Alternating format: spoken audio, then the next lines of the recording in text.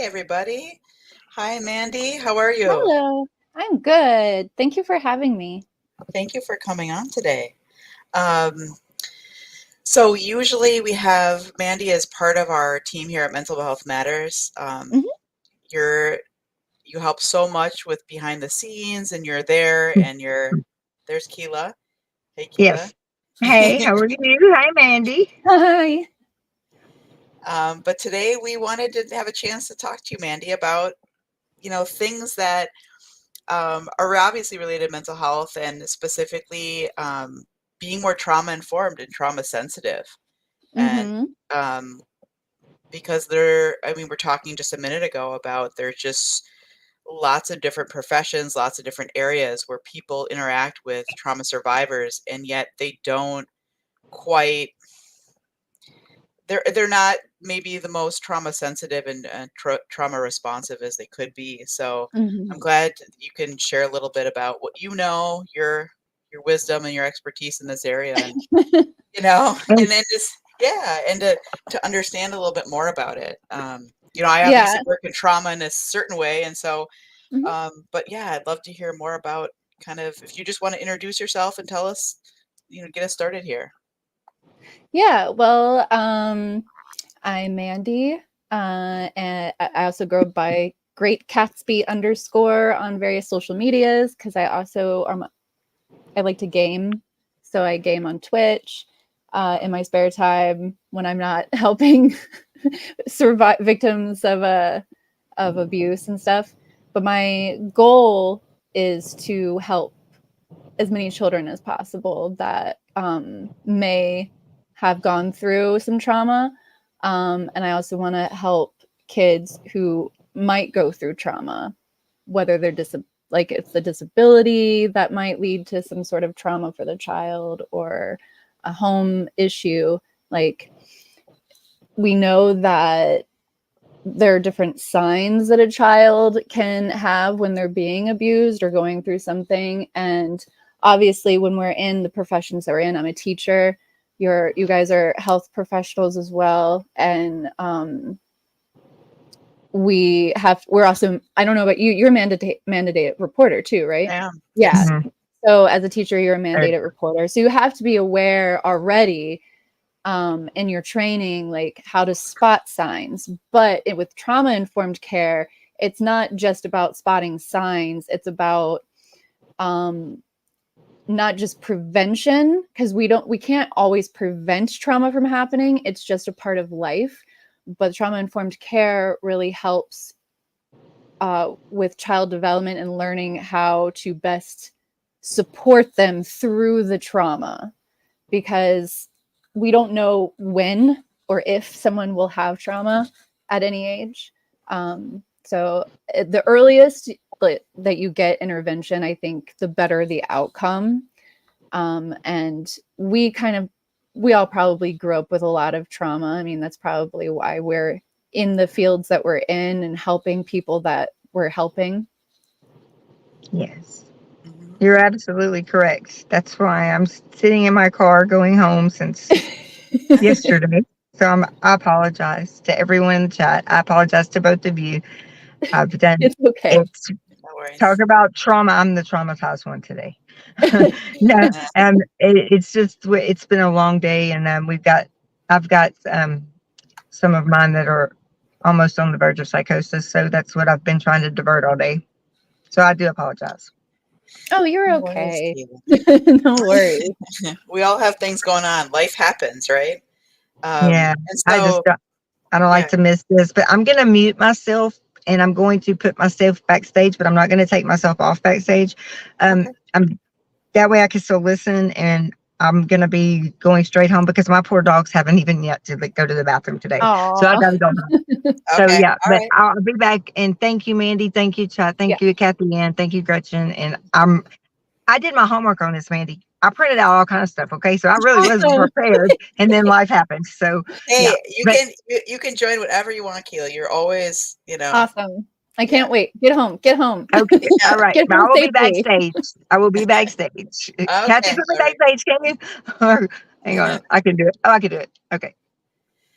Um, so in that sense, so what are some things that you have learned about, um, like you said, you can't prevent trauma. You can look for signs. You can't prevent it from happening. Um, some things that are commonly missed, maybe that people that would be more helpful and more trauma responsive for people, like trauma informed care. Like if just Yeah. handful of like takeaways, and I know we're starting. Sometimes you ask at the end, but just wondering about some of the things you may see that people often miss in terms of how to interact. Yeah. Well, like we were talking a little bit backstage about, I've seen lawyers not understand like a victim and how memory may impact somebody, how PTSD really works. I watch a lot of lawyers on YouTube because I like to keep up with some cases that happen. And yeah, I've noticed, like, for example, there was a lawyer I followed for a while who literally did not understand memory issues. And she was just like, oh, you can't remember this, or you got the detail wrong on this. That's sus. And it's like, no, you should probably know a little bit more about how trauma impacts the brain and memory. Um, and we do know that memory isn't completely reliable, but it's it's all we have to go with.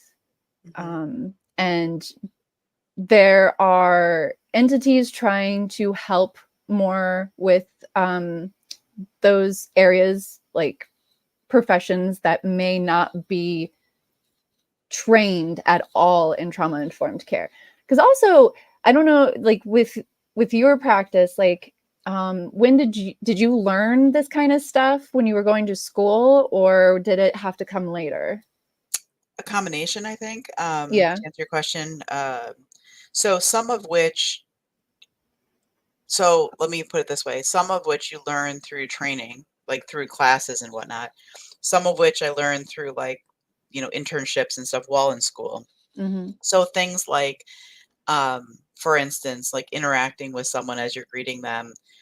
In general, like the idea of touching, any kind of touch, even if it's just a guiding someone and putting your hand on their shoulder, Mm-hmm. um, let alone any kind of other just regular interaction touch, like when you first meet someone.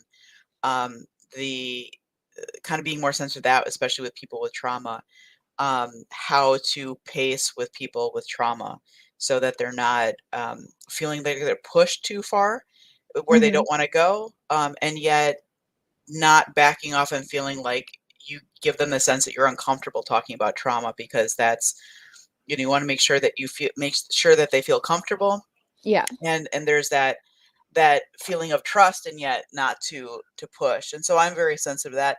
I think some of it comes through additional training and through Mm-hmm. learning. Speaking to your point about memory, I have um, experienced in clinical work is that sometimes people really have a distinct, like almost like photographic memory of some things. Mm-hmm. Like they could describe in detail something, because it's so vivid and so powerful in terms of the trauma. And then other times, as you mentioned about memory and how it relates to trauma, sometimes people will block it out because it's kind of like a coping skill. Like I just need to repress, I need Yep. to push that away. And therefore, the memory kind of doesn't come, right? Because it's like, well, Mm-hmm. I, I can't, it's almost like the brain's protecting the person, from recalling Yeah. the trauma. So I've seen it kind of both ways actually sometimes. Yeah. And with so and another point, or another answer to your question, what can change, is like not just more people knowing, more professions that work with victims knowing about this stuff. I think it should be mandatory within their training, because in my early childhood education degree, trauma informed care is an elective. It's not a part of the Mm, main certificate or degree. And so I was thinking, why isn't this just part of it? Like, this is so important to know. Like, I know we get training on looking for abuse signs and how to be a mandated reporter, but it's slightly different than just full-on trauma-informed care, I feel like. So I think that there's certain things that should be more mandatory within like the curriculum of things and not just an elective. Right. Exactly. Yeah, I'd agree with that, and I think there are a lot of things that are electives that I think could be more integrated because that's just, important. Um, One of the things, if it's okay for you, and maybe you can speak to this a little Mhm. bit, I don't know, putting you on the spot here, Mandy. It's When I okay. was looking up, so they say the trauma-informed care, right, has 6 fundamental principles, and I'll just speak to one of them in particular, but the idea of safety, so, like, emotional safety, obviously physical safety. For me, it's, so important that I create an environment that has emotional safety for the person. Hmm. Then the next one's, like, trustworthy and transparency, so how I try to build trust is obviously inherent in any kind of therapy you try to do, right? You try to Hmm. build trust in that rapport, but transparency for me, it looks like really describing and going through, "Okay, this is what we're gonna do next. Do you feel comfortable? Let me know if you're not if this is, you kinda let me know if you're done talking about this or we can switch over, that's fine." Hmm. Peer support, collaboration, mutuality, Yeah. empowerment, and cultural, historical, gender issues. I find oh, sorry, empowerment, voice, and choice is that one for me in therapy, working in trauma-informed care seems to be the one of the biggest, and why I say that is because a lot of people um, are really silenced, in Yes. various ways. So, understanding that they can speak their truth, even if it's just to me, even if it's to no one else in the world, or even if it's just to their spouse, their partner, or someone else in their life, it's like being able to speak that out loud, not hold that in, is really Hmm. so. Sometimes I really help people in realizing they do and modeling that, like I said, in therapy, like, "You tell me if it's getting too much. I'm not gonna push anything on you. You just let me," Yeah. So I don't know if you have anything as I was reading some of those are that you've noticed are really important too. Well, do you work with mostly adults? Do you work with children at Right. all? I have worked with children before, but right now it's primarily adults, yeah, only adults. Yeah. So it's a lot different with children because they're also trying to learn their emotions, how to, really just learn how to be a human. So a lot of the trauma informed care that I use is like I find it a lot easier to use it when they're in their most heightened state before they're getting ready to like explode. I can notice those things in a kid and go, "Hey, let's step over here for a second." And then I can talk to them and I really try and be as calm and articulate as possible when I'm trying to explain things to the child or try to get, them to name their emotions or how they're feeling.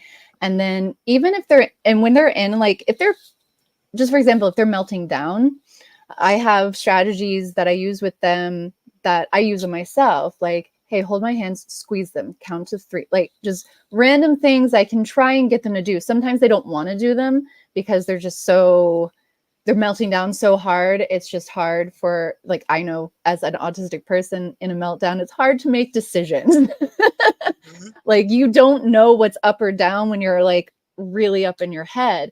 And so I try and help guide them back to a safe space and just try to get them to notice what is happening in their body. And then I use my own personal examples and try to explain to things to them in that way. And I also like I don't just explain things. I try and ask them if it makes sense to them. Mhm. Like, are you grasping this? Does this make sense what I'm trying to tell you? Like, I want to make sure, like, I don't want just a, uh-huh, okay, and then not have like the kid understand what's happening, what's going Right. on. Yeah. Um, and so I just wanted to quickly like just let people know that yeah, with trauma-informed care, I have learned a lot about myself and my own trauma learning it as well. Because there's a part of trauma-informed care called adverse childhood experiences. Mhm. Do you know about the ACEs test? Yes. Uh-huh. Yeah. So the ACEs test is a bare bones thing right now, and I'm on a committee at my school to try to get it expanded, because right now there's only 10 questions, and I feel, and a lot of people feel, that there are more trauma things that we can add to it. There's just like I was going to go through it real fast. Where is my thing? I have so many tabs up. Mhm. It was on this one. There we go. So basically, an ACE score is a tally of different types of abuse, neglect, and other hallmarks of rough childhood. According to the Adverse Childhood Experiences study, the rougher your childhood, the higher your score is likely to be, and the higher your risk for later health problems. So we're now finding that people who have been under great amounts of trauma end up having health issues, or is more susceptible to having health issues. And so if anybody wants to go through these with me and mark yes or no for yourself, I'm just going to quickly go through them, and then I would like to talk about some of the things that they're missing. Okay. So question 1 is, before your 18th birthday, did a parent or other adult in the household often or very often swear at you, insult you, put you down, humiliate you, or act in a way that made you afraid or might be physically hurt?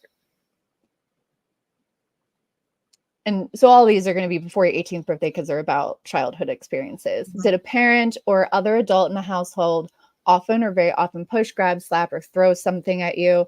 Ever hit you so hard that marks were left or you were injured? Did an adult or person at least 5 years older than you, I don't know why they pick 5 years older, ever touch or fondle you or have you touch their body in a sexual way, or attempt like any of that? Did you often or very often feel that no one in your family loved you or thought you were important or special? Did your family not look out for each other? Did you often or very often feel that you didn't have enough to eat, had to wear dirty clothes, had no one to protect you, or your parents were too drunk or high to take care of you? Was a biological parent, or I would say, see, I don't really like the biological parent part because I had a guardian. I didn't have a Mhm. parent. So were your parent or guardian ever lost to you through divorce, abandonment, or another reason? I don't know why they pick mother or stepmother. I feel because violence towards women is more prevalent than violence towards men. But I would say, was your household, like, did you Right. witness physical abuse between guardians or parents or adults in your house? Yeah. So yeah, like Yeah, I hear looking you. at this, and this is on NPR, so this is like the actual test, and so that's why I'm like, I will read these and be like, man, I would change this. I know. Did you live with anyone who was on substances or abused drugs?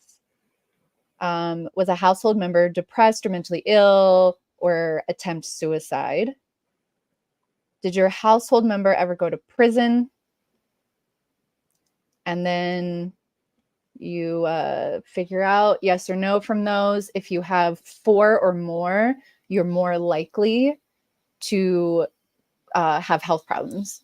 And a lot of them are like, I think, like heart problems, chronic illness, and also they're finally adding substance abuse to that. They didn't have substance abuse added to it yet, so they now know like that is a problem. That is part of like a trauma response. Is Right. people will sometimes, if they don't have support, go to substances. Mhm. So with that, what do you think needs to be changed or added? I have a few ideas. Yeah. I mean, I like yours, but I actually work. So I have I don't know, I don't like the word specialty, but like a sub focus in my practice on because of my own experience with chronic illness, chronic pain, autoimmune stuff. So I'm very sensitive to the idea of medical trauma and Yes, that medical trauma should be category. on there. So, just because, yeah, development of later health issues, but how about there's plenty of children that go through their own, whether it's you know, a chronic condition or an acute thing that can Mhm. be like, but it's still impactful, like really impactful, like cancer, childhood cancer or pediatric cancer. Yep. That or having a family member that goes through that. Mhm. I think that. And then another part that I would add is I think it's very focused within the home system. I've Yes. worked in a lot of neighborhoods that are very, Because there can be community-based yes, adverses. yes. So as an example, a neighborhood here, I did a home visit and actually like literally my car was like just outside the home, but the mom walked me down the stairs and walked me to my car because it was that kind of neighborhood. And Mm, so raising kids in that environment, right? Safety outside, you can't go outside and play maybe. yep. Or, you know, witnessing that on a systemic or like environmental level, with violence, not just in your home, but outside your home on the streets and where you live. So I would Mhm. include something like that. I don't know how you'd frame it, but those are the Haley stories. Haley Cook Yeah. has a really good one. Can they create a category for adoption/foster care? Because that is a Yes, really big one. I that mean, is. with me, and this goes into my childhood experiences. So I grew up with my grandparents basically because my both my parents were addicts. Um, and I got to see all of it still, even though they did not raise me and I did not live with them for more than like a few years. Um, I still had to see all of that. And then in the home that I was in, my grandmother was really abusive. Um, and it started really young. And a lot of that also has to do with religious trauma. That's Very a true. category that should be put in there. Yep. Don't you think? Religion, cult, like some sort of high group control situation. Um, because the reason why my grandmother ended up being so abusive is because of the teachings in the church. Okay. There is a book that was written by some Baptist fundamentalists called How to Train Up a Child.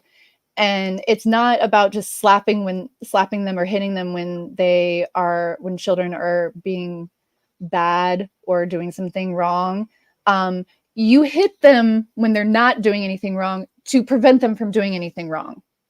And Mm, it starts at baby. She didn't have me when I was a baby, so there was other things that happened to me then. But starting at 3 years old, like they describe like the age group, you use this size switch. For this age group, you use this. Like yeah. it is really disgusting. And you can go on Amazon and just buy this book. I don't understand how things like that get published and sold. Like it's literally teaching you child abuse. And then they also have a book for the wife, How to abuse your wife? basically. And then Oh, like how to serve the man of the house. He's not just your husband. He is serving the Lord. He's the Lord's servant. So everything that the mother and the children have to be to lift up the man of the household.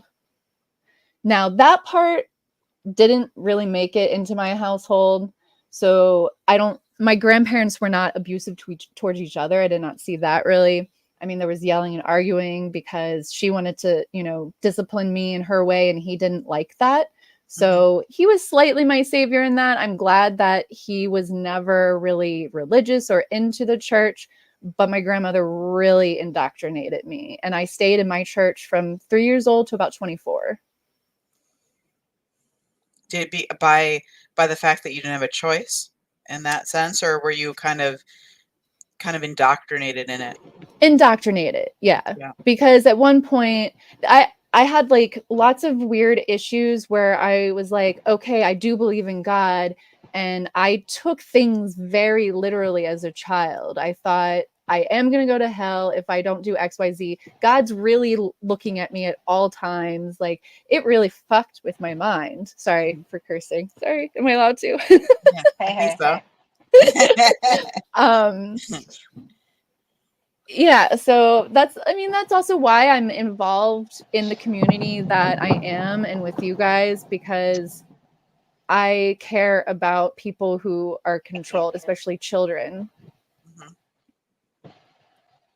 Yeah.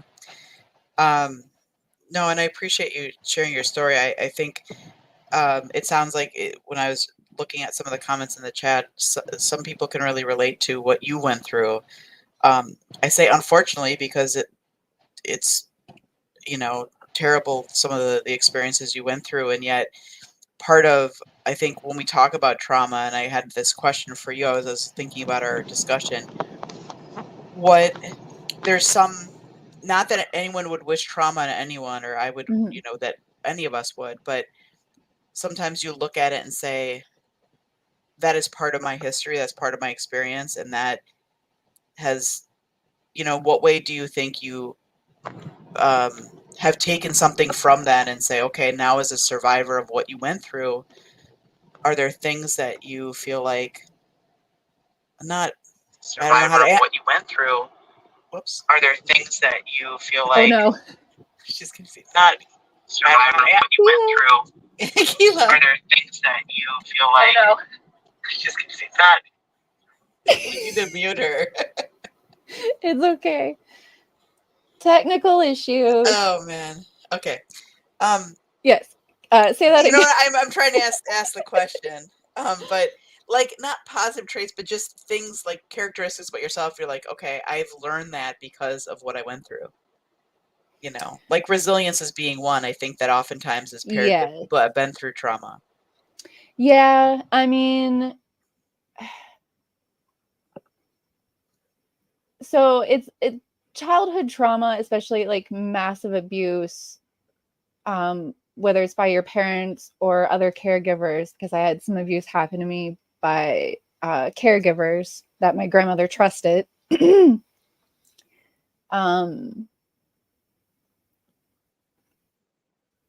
I feel like I didn't really start living until like my late 20s, early 30s.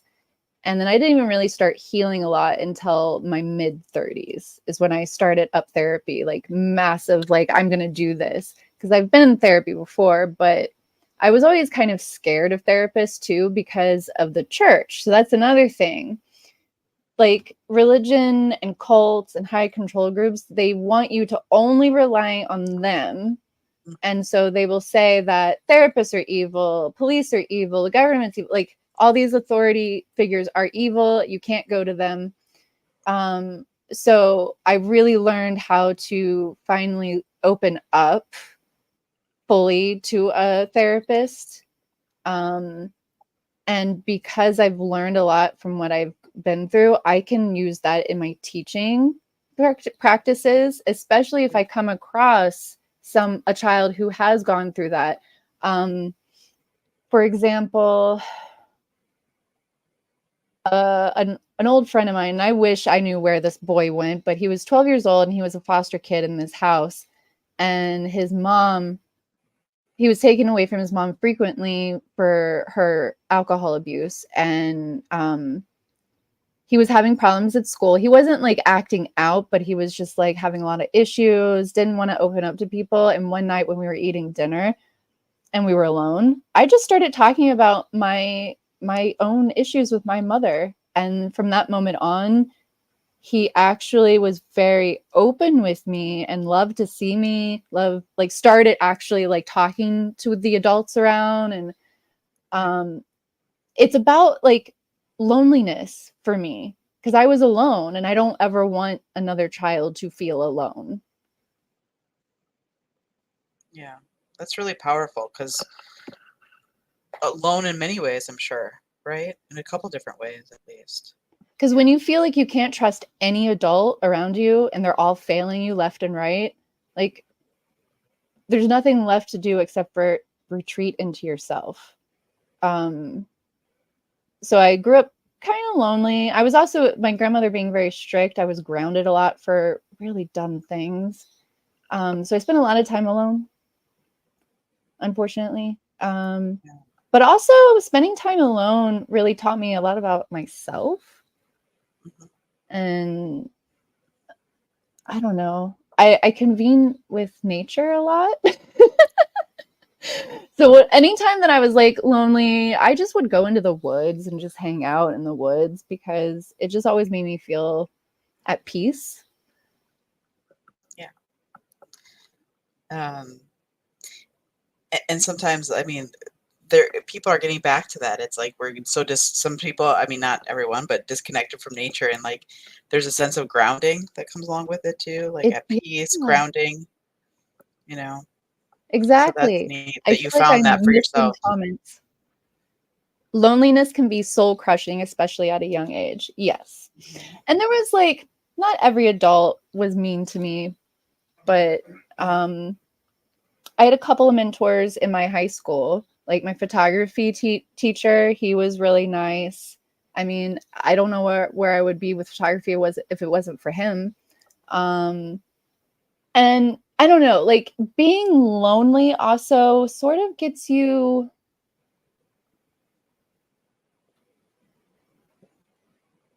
like I said, like I felt like more like I in touch with myself a little bit more, and it made me like actually being alone sometimes. Like I could Okay. go into the dark room, I could be alone, I could do my thing, make my art, and it was very peaceful.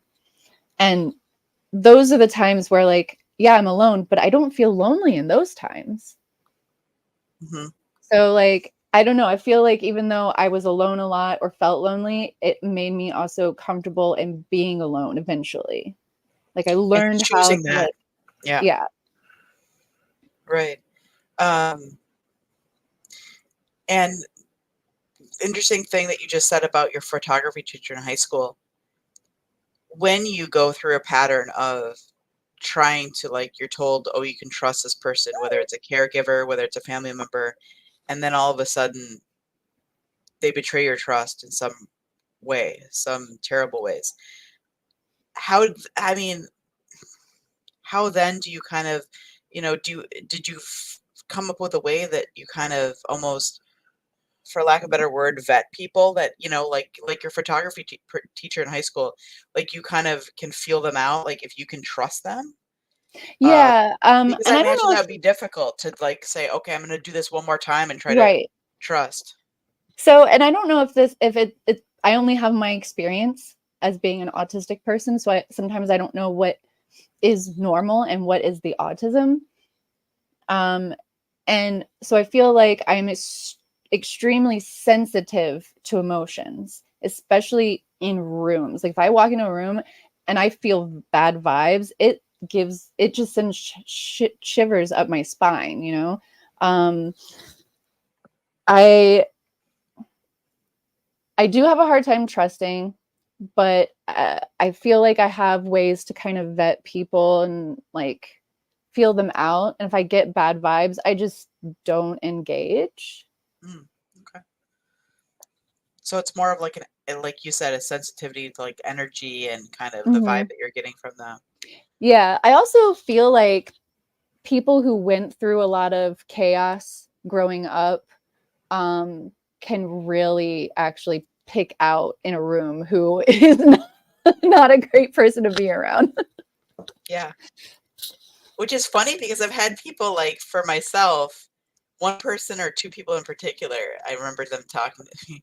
It's like, and as a therapist, you don't match up with everyone, right? I mean, Hmm. yeah, it's like I always say, it's like a first date. You kind of have to get a good feeling about the person, and before you realize you want to go on the second date.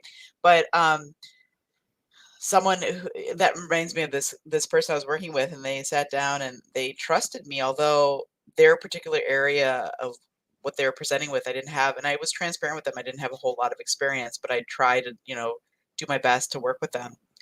And I said, "What, given, the trauma that they've had, why do they trust me?" And the Yeah. person said, "It was just," speaking to your point, "it was just a feeling I got that I could trust you when I sat down with you." I thought, that's cool, but that they don't teach you that in grad school, right? They don't teach you that.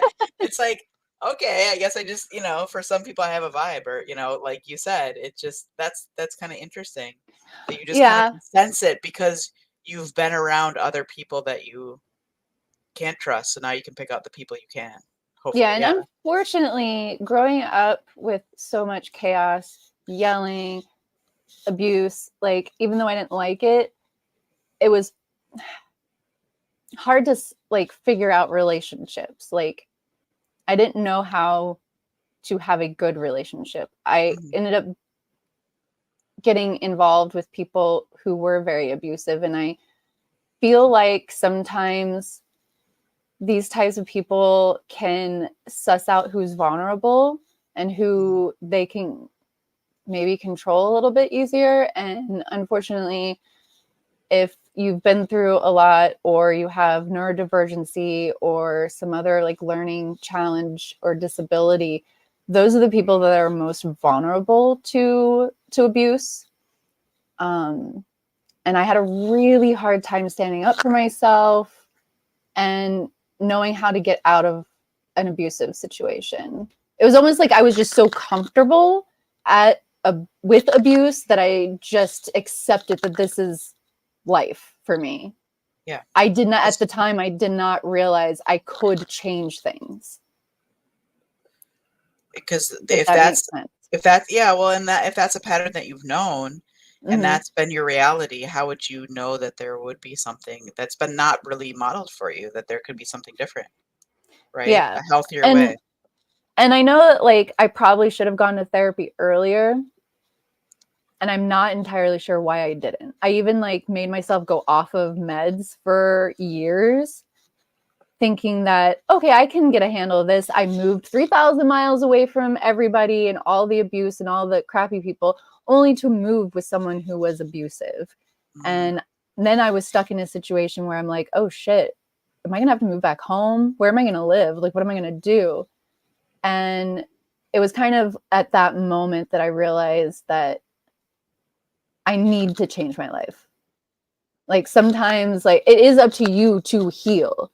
Like, you can have people tell you all they want, like, you should go to therapy. I do the same thing to my friends, so I'm like, yeah, you should probably go to therapy. But it's really up to the person who, like, if they're not ready to enter that. And so again, with my religious stuff, I still was very like weary at opening up to a therapist. Yeah. But I finally did it. I finally did it in my 30s. I finally did it. I was with the same therapist for like over a decade. We finally ended our relationship like a month ago, and I started a whole new type of therapy regimen. I'm doing EMDR. If Okay. anybody's heard of that or hasn't heard of it, EMDR, what is the acronym? Eye movement Desensitization, um, reprocessing. reprocessing. Yeah, it has a lot to do with learning how to healthily compartmentalize. That's what I've realized.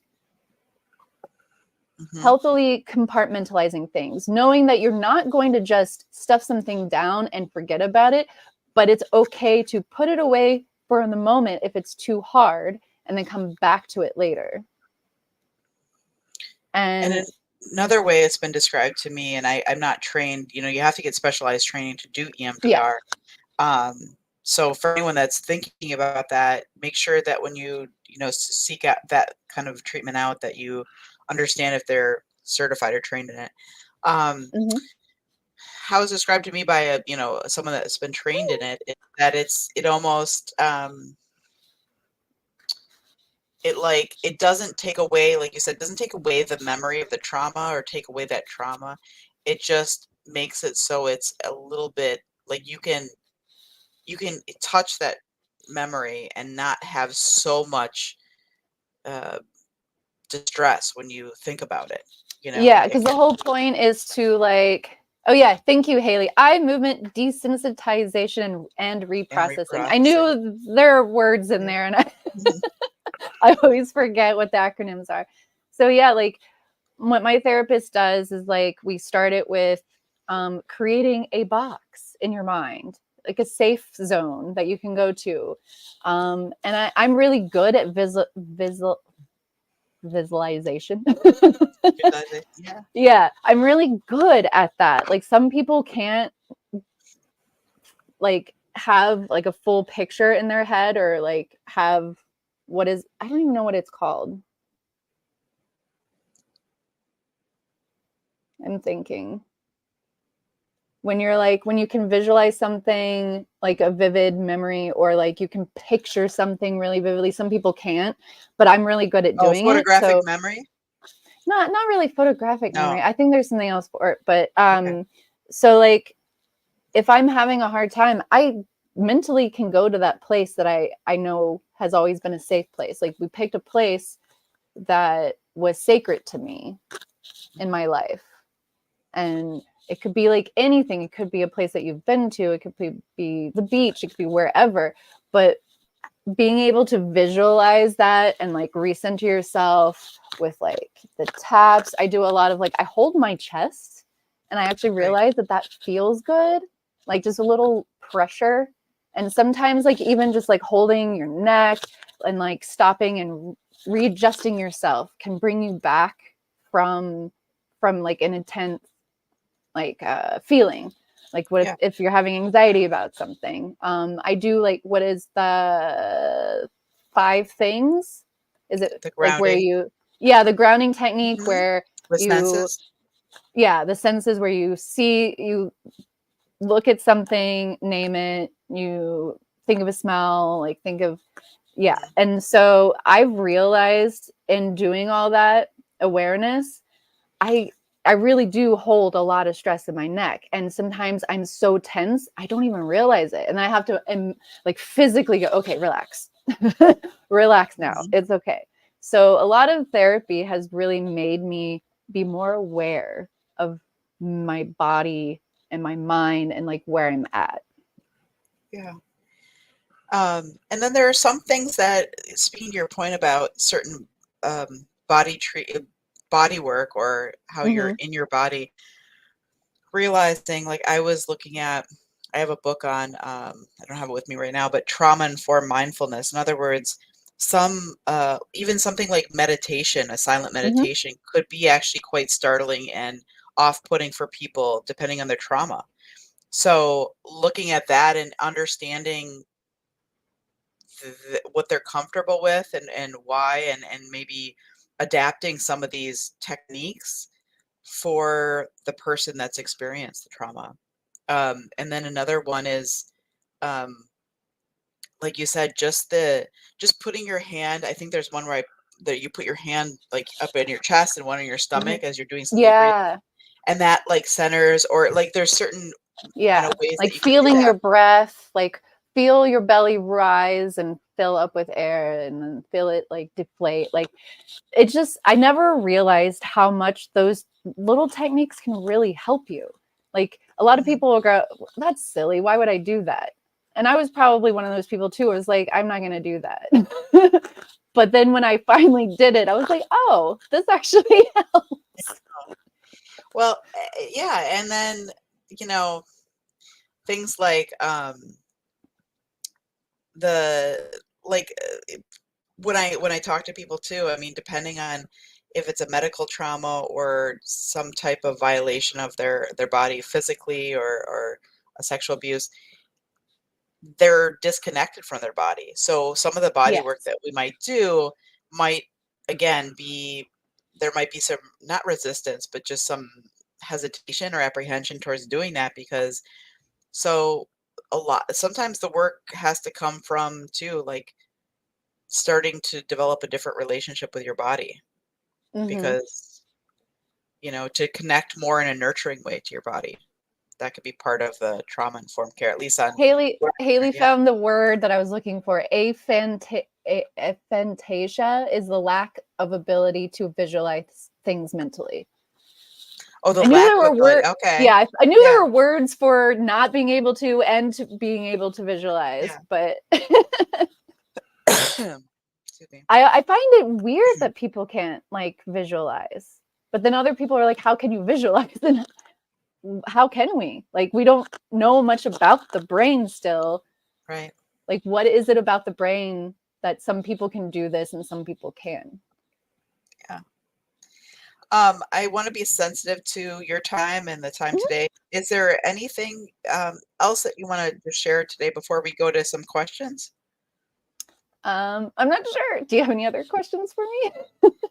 I mean, we could go to the questions if you like. Yeah, let's do that.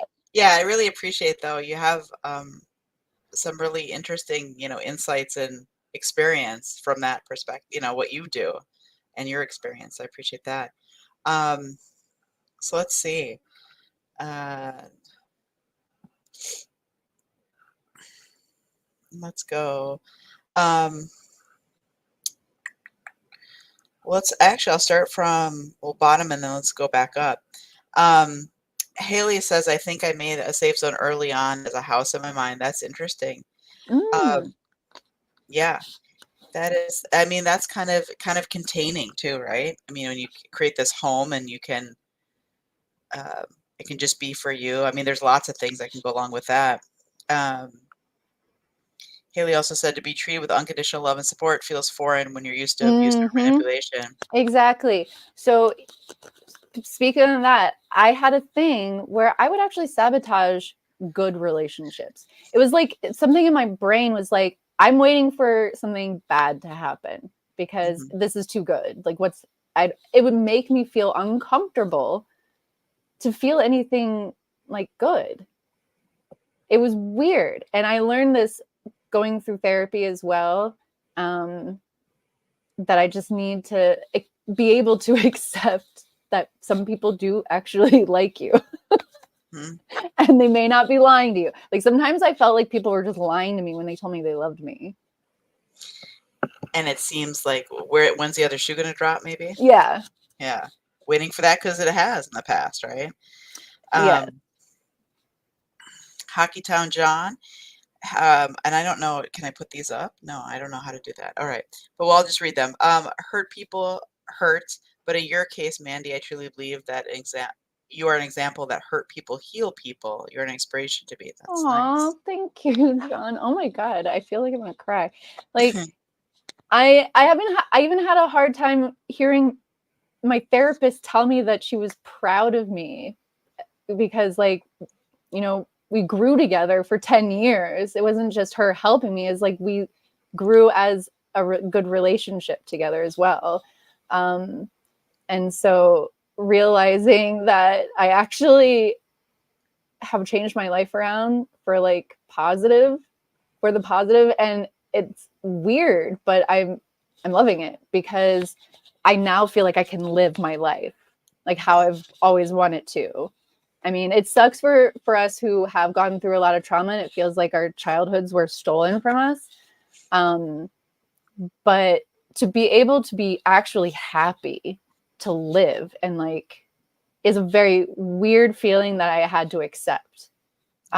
Because trigger warning, I did try to kill myself at 19 because I had gone through all this stuff and I didn't know. I did not think that I needed to live anymore. That was just the bottom line. And it failed. And I just decided, okay, I won't try that again.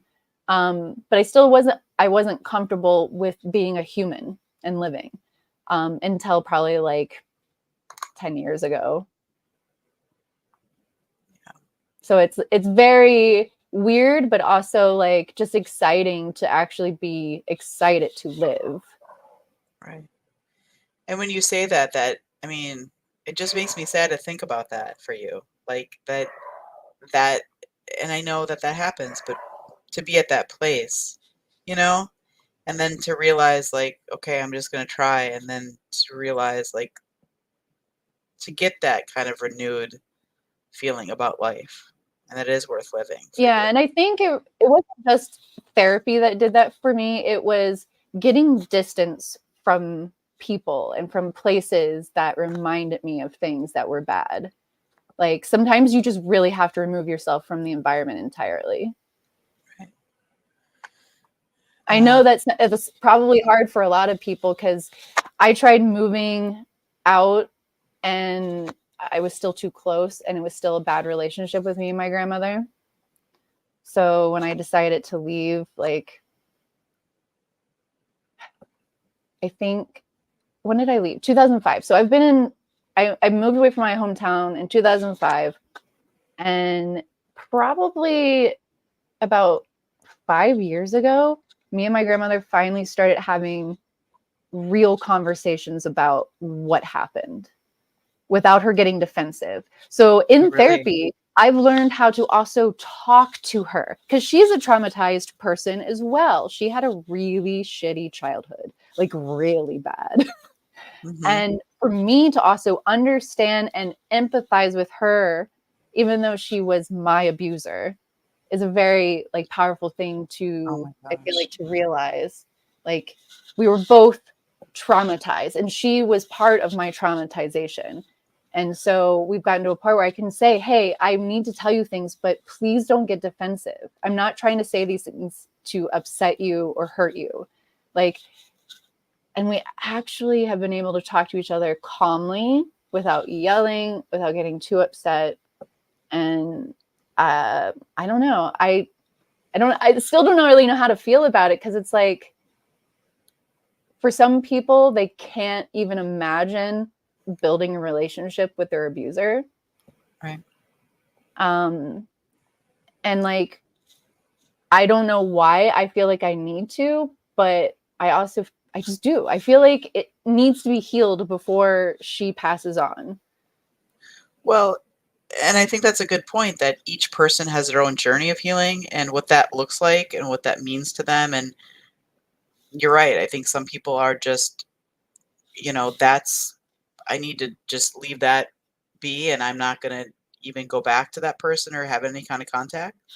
But for you, it sounds like you needed it to get some kind of peace or some kind of, I don't Yeah, want to put words because in your mouth, but yeah, yeah, exactly. And like for me, it's also about ending the trauma, the generational trauma in our family, right. because there's been so much of it, especially on her side of the family.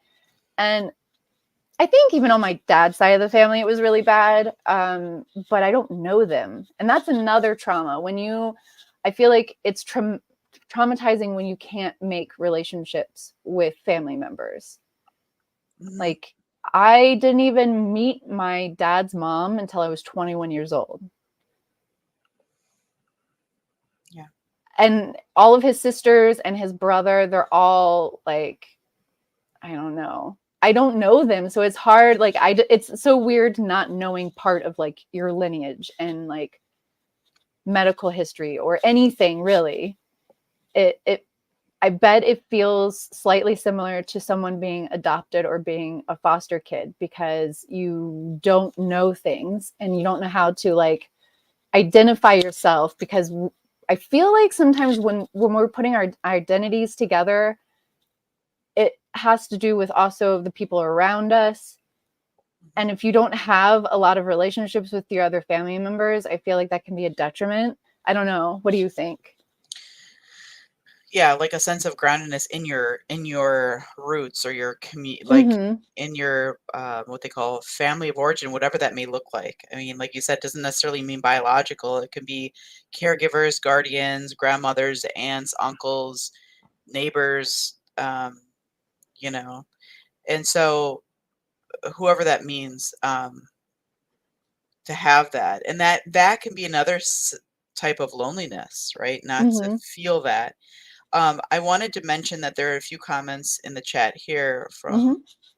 a few people that the use of their imagination as a coping skill to kind of fill that loneliness or to feel that hurt and pain when they were children, either from abuse or from bullying from other kids, or Yeah. Oh, yeah. that's been Side really, note, yeah, bullying should be on the ACEs test that's true. It should be. because, man, I went through some heavy bullying growing up. I being Feeling How like about an alien in this the whole world. internet thing? How about this Yeah. whole cyberbullying? I Yes, mean, that heck, we too. even see it with adults, don't we? Even in this Hmm. community, it's unfortunate, but it's the reality.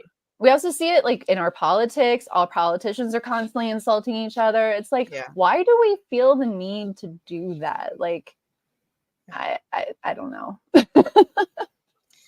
But Like yeah, kids can be really mean to each other. And so for me with bullying, like I was just a very meek person. And again, like I said earlier, some people just know who they can use. And I was a very vulnerable person who they knew I wasn't going to rat them out. Like I wasn't that kind of person. And I usually didn't stand up for myself. So it was easy to bully me. yeah. Um, I have a question. Mandy, how much do you think your previous traumas have informed your personal identity as an adult? Like all of it. All of my traumas have informed like how I am now. I mean, it's unfortunate that we go through anything like that, like really heavy, intense trauma. But I also think that we can be the best at helping others through their trauma because we've been there. And so I mean, that my entire identity is helping people. Like it always really has been. I had an uncle die by suicide when I was in 4th grade, and that really impacted me to the point where they were taking me out of my classes because I was getting extra counseling. And then I started working with disabled kids. In elementary school, I learned some ASL. I worked with like closely with Wow. the younger special ed kids. And that kind of like solidified my identity there in helping people. But I feel like now that I'm healing and I'm stronger as a person, I have more to offer right. in helping. Yeah. And how to build that, like you said earlier, how to kind of open the conversations, right? And to kind of connect with kids in particular, which is really important because, Mm-hmm. I mean, we're all kids once, but sometimes we don't know how to communicate with kids or how to Yeah. really get on their level and get into their world. And so that's really neat that you can do Yeah. that. And weirdly, I became a teacher, and I think I was always supposed to be one. I told my kindergarten teacher at the last day of school, I want to be you. Really? And now I am.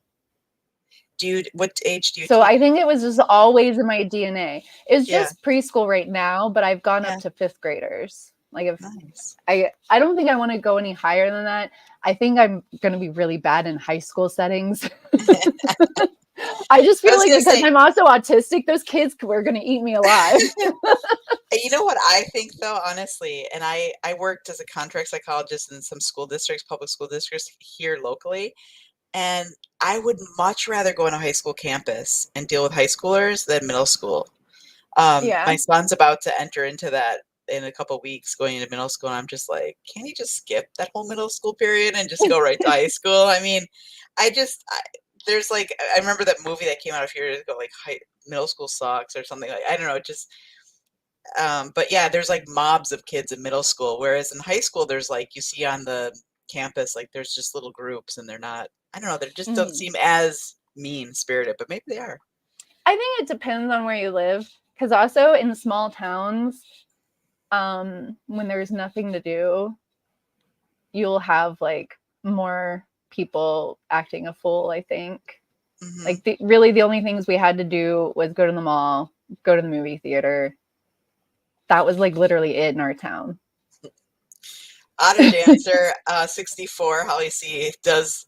Thank you for that validation. She says middle schoolers are demonic. I don't know if demonic, but I didn't say demonic. But yeah, they're a whole different animal themselves. They have too much energy. I've met some middle school teachers though that have really loved it. And I think speed to your point earlier, like to be where you are, you really have to, especially with kids and teaching, it's like you really have to love it. And Yeah.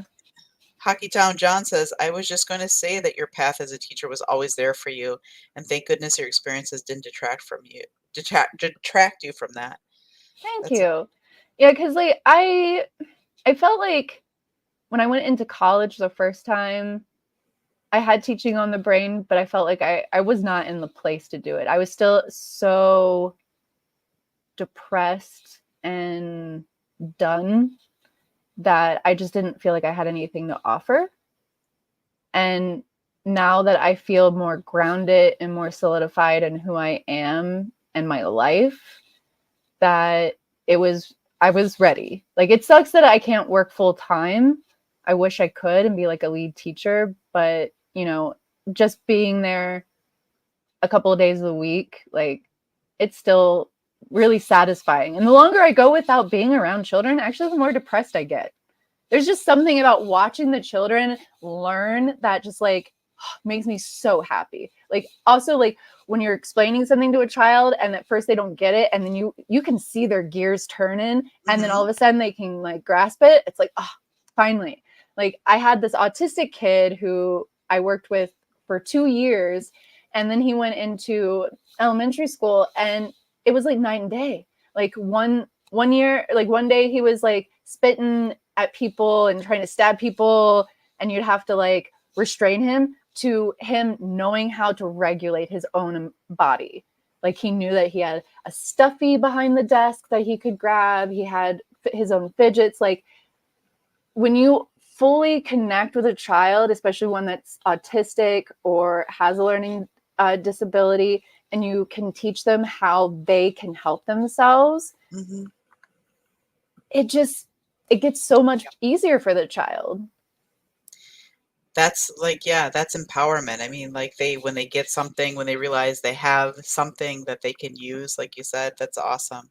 And Like there's, and yeah, I never knew that there were like fidgets and things that I could do. I didn't know what stimming was. Like I grew up undiagnosed, not understanding anything, and just constantly failing things that I was trying because I needed more time and I needed. I found out in college that I was dyslexic. So like so you there's went a through lot all of those years of education and you'd been undiagnosed with that. Can I ask you just, and I know I want to get to what you want to say, but when were you diagnosed with autism? in my 40s. I'm Okay. 42 now. Okay. So just So recently. it was more recently.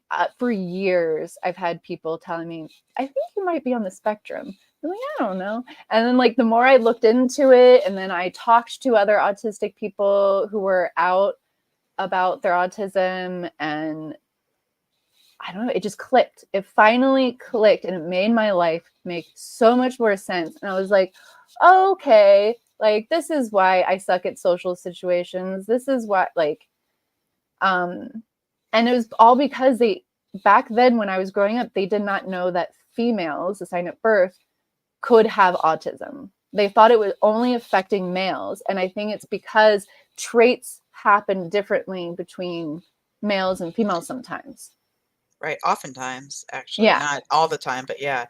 Um, yeah. So And at 12, I was diagnosed with ADHD and given Ritalin.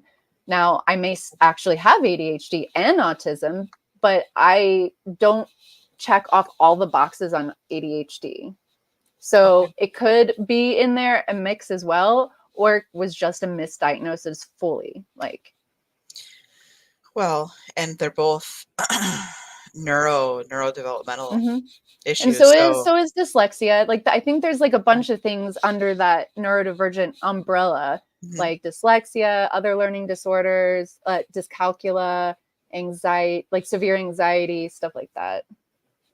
right. Selective mutism. That's another thing. I don't think a lot of people know about selective mutism either. That's part of neurodivergence. Right. Um, so let's see. Any more ADHD questions? diagnosis at 60. Wow. Yeah, and I hear people all the time, like some of my friends are like, I think I might be ADHD, but I'm not going to get it checked out. It's like I just They're like, well, manage. I survived this long. Yeah, yeah. Um, yeah, that was something for me, and having a family member that struggled through school, and then just seeing them like get diagnosed and then get on medications that at the time were not good and had really Yeah. bad responses to, and then getting largely having the choice of like as an adult, like I don't think I'm going to take them anymore. And yeah, speaking to the point, like I lived this long, I've learned how to navigate my life, and I think that's empowering too. It's like I don't, Hmm. if I want to be in this framework and I don't want the medication, then I can have a good quality of life. Why not?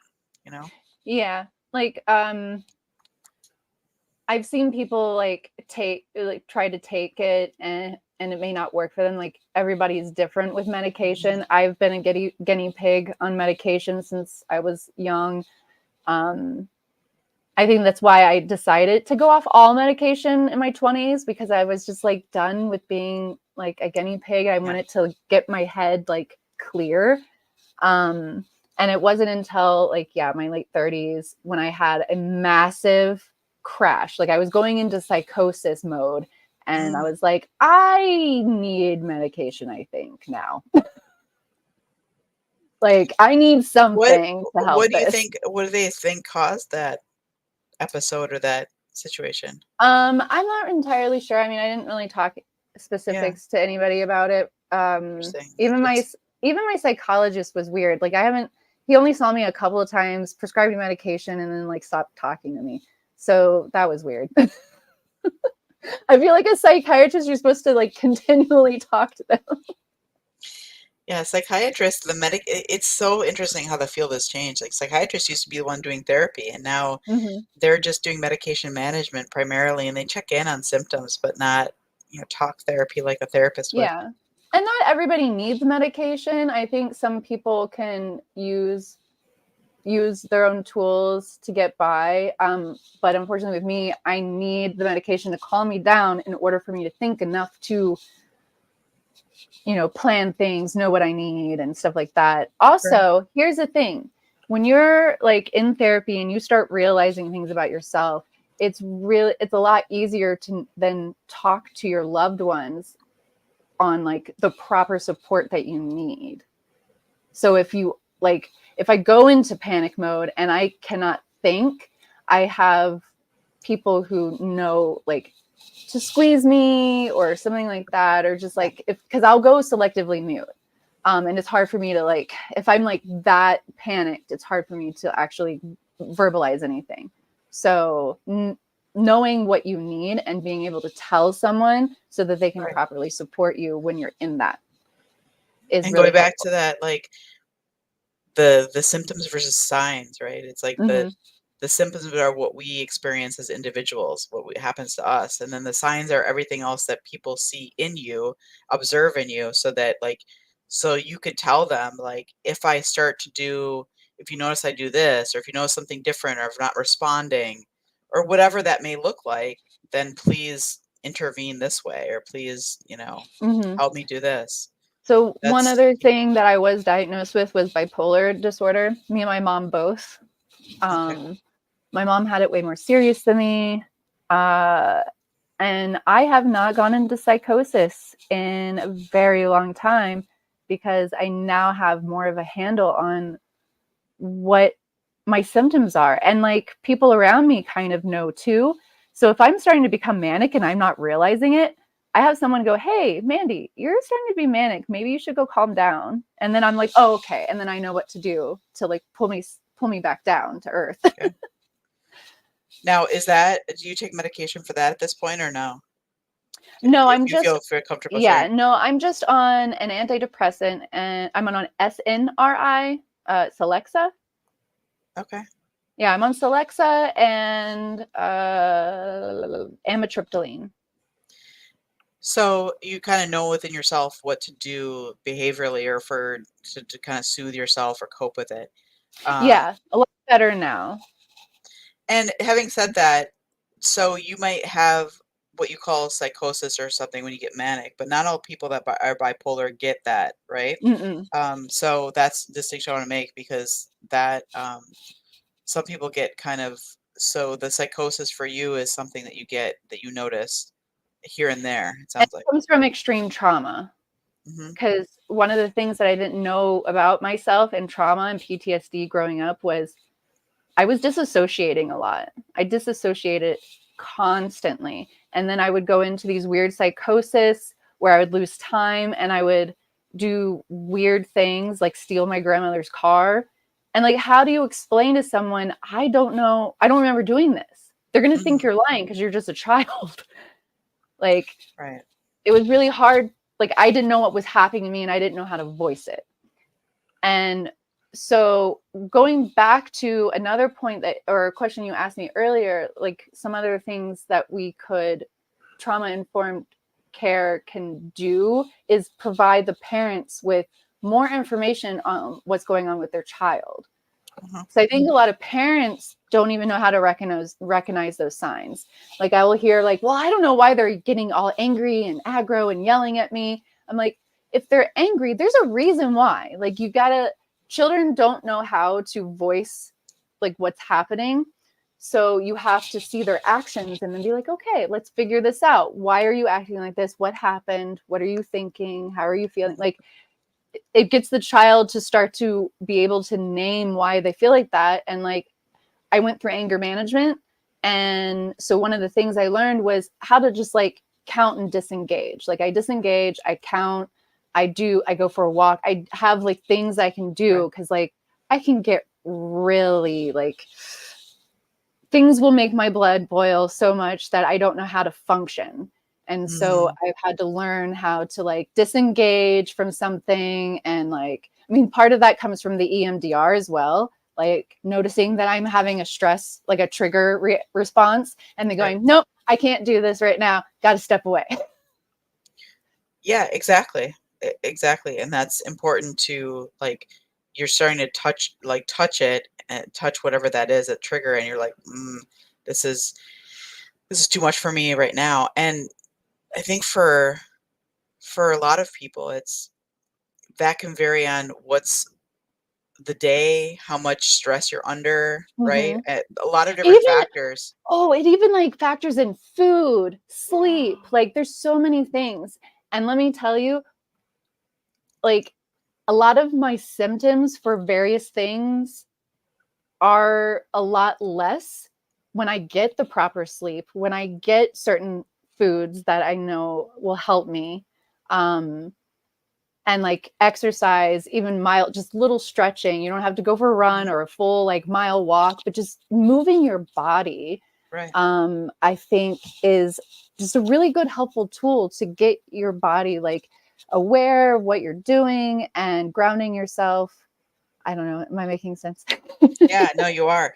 And I think each person has a different, for me, I I've never really considered myself very artistic per se, but I like to do crafty things and creative Mhm. things. And so for me, that Yeah. really helps. So if I get away from that and I realize, gosh, it's been a long time since I picked up, a certain thing that I enjoy doing, it's like, it's just therapeutic for me. So each person, I think, Yeah. like you said, I think whether it's sensory, whether it's grounding, whether it's, going out, as you said earlier, in nature, which helped you before and maybe still helps you. It's like finding, and sometimes it's trial and error, but for me, yeah, definitely it's finding some creative outlet pretty Yeah. consistently. And it's just like you just have to keep trying things. Like I at one point I was buying like every type of fidget there was just to see like what Yeah, fidgets I like and what exactly. actually helps me. And the only thing that I actually found, which I could find it, but it's called an Ono. And it's kind of like a roll. It's like two little things that roll, and you can just sit here and like roll it in your hand. Ah, okay. I love it. They have them for kids and for adults. I'll have to check that out. They even have like there's a site for sensory blankets for adults. Because here's the thing, guys. We know that early intervention is the best way to get neurodivergent kids on the right path. Mhm. But then once you turn 18, hands off. Unless Right. you were very severe in needing support, you don't get any more support. There's nobody helping me. There's no good services for adults that have to deal with this stuff unless you Aren't, cannot yeah, physically be independent. right. I was going to say, unless you're a dependent adult, Yeah. according to the standards.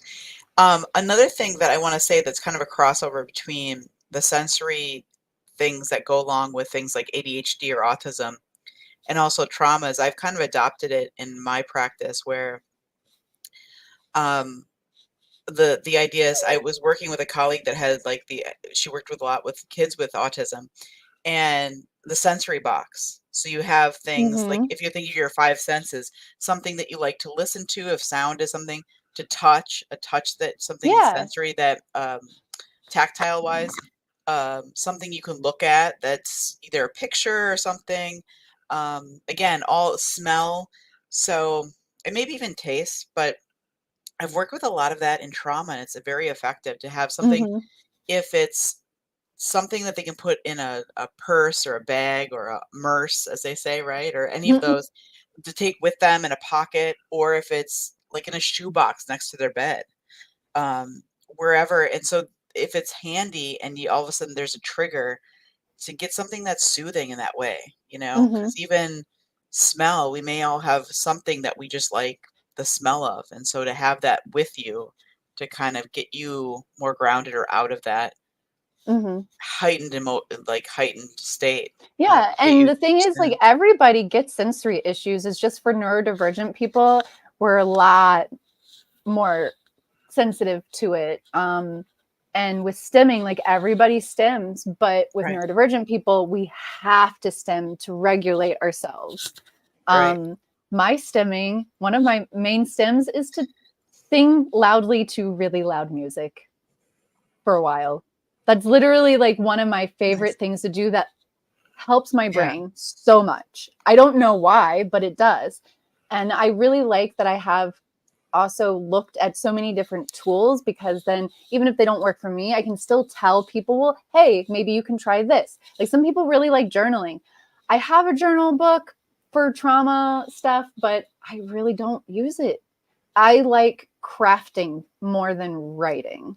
Mm, So I'm more of like the artist type over like writing out my feelings. Now I have, and I do within like my music and my lyrics and stuff, but it's mm, not something that I just sit down and do all the time. right.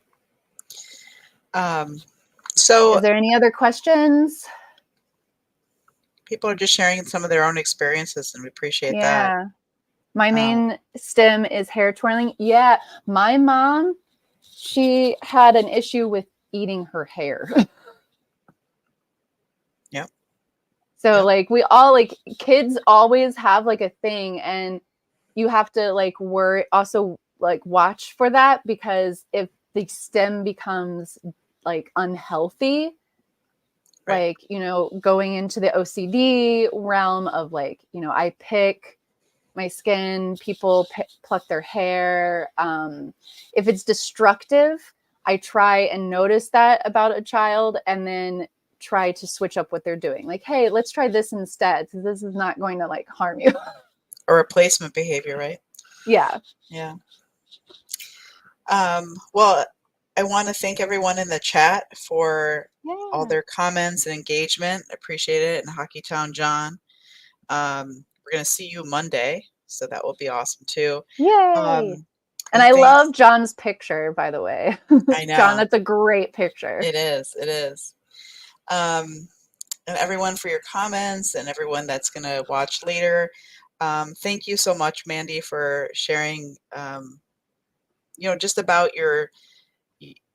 what you do and your journey. Really appreciate it. And I know everyone else does too. Yeah, and I Um, love having these conversations because we can all learn from each other yeah, and learn how to support each other, create like this awesome community where we know who we can rely on. Um, so I also thank you guys for, trusting me enough to come in on this team as well.